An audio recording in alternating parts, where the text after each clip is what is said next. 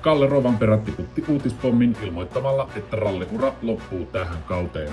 Kaksinkertaisella maailmanmestarilla ei ollut enää tarvittavaa paloa rallin MM-sarjaan. Edessä on uudet tavoitteet ja Rovanperä myöntää, että tulevaisuuden tähtäimenä siintää Formula 1-sarja. I'm excited to share that I'll be racing in Super Formula 2026 and in addition preparing myself to race in Formula 2 in 2027.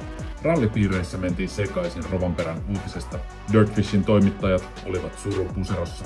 He is a huge loss to the World Rally Championship in terms of his speed, his ability, his wow factor. Markus Grönholm ymmärsi suomalaisen päätöksen ja hänen mukaansa Rovanperällä on mahdollisuudet nousta aina F1 asti.